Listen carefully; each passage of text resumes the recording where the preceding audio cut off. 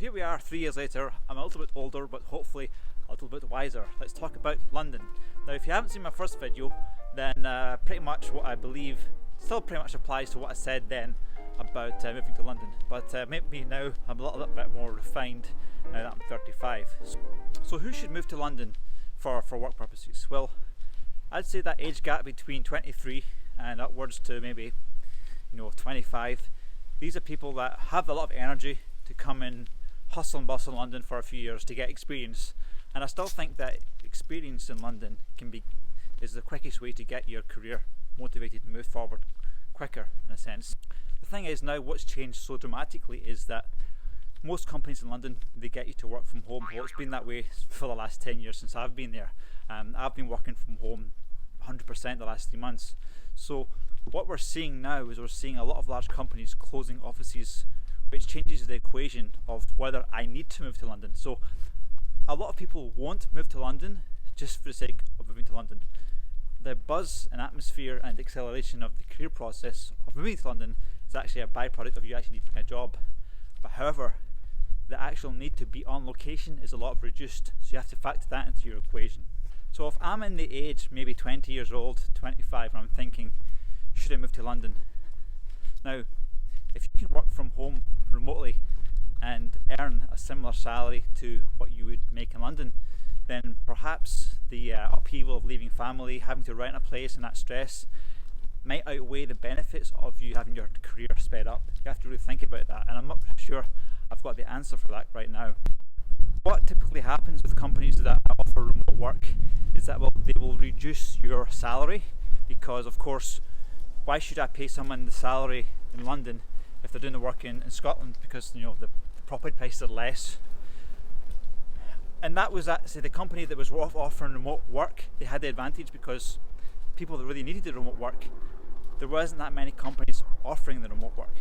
However, this has changed. Now we have so many companies offering remote work, is that they are competing with other companies offering remote work as well.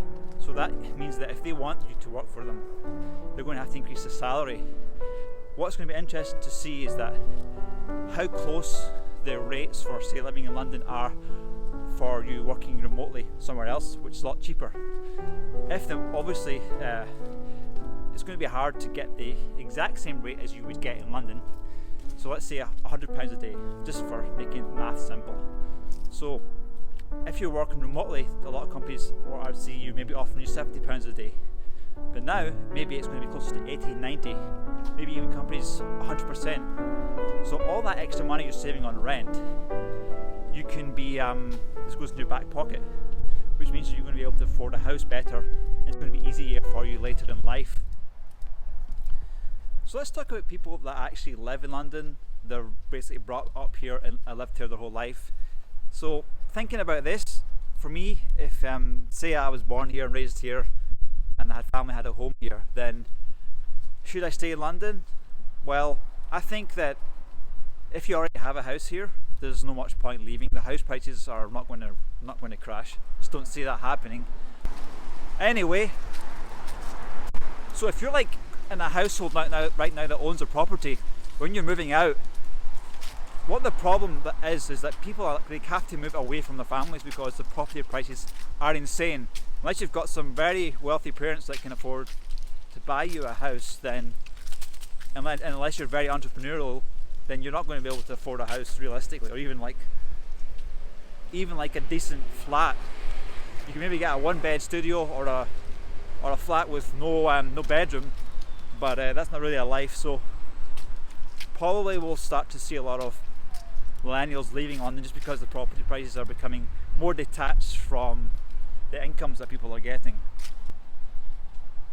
And also, like a lot of family homes, when the parents if the parents pass on, then the children, they get this house that's worth like £1 million, £2 million or whatever, and the children have to basically sell the house because they can't afford the inheritance tax. So we're seeing more and more of the locals leaving London. Now, of course, people watching this will probably say, I don't feel sorry for these rich kids having to sell their house and go buy in a house somewhere else for £300,000, but still something to think about. Basically, it's not really the community's fault that the house prices have risen, but the communities are being forced to leave. So anyway, in conclusion, I still covered most of my thoughts, and I still believe most of my thoughts that are in the first video, so definitely watch that one. But in conclusion, I think that interesting times. Big offices are shutting some of their offices. There's going to be a lot more working from home, but that's a good thing, because working from home saves the pollution, stops the pollution. There's going to be some pressure on the transport systems, like Transport for London, because they're going to have less income, and it remains to be seen if what's going to happen to the London transport network.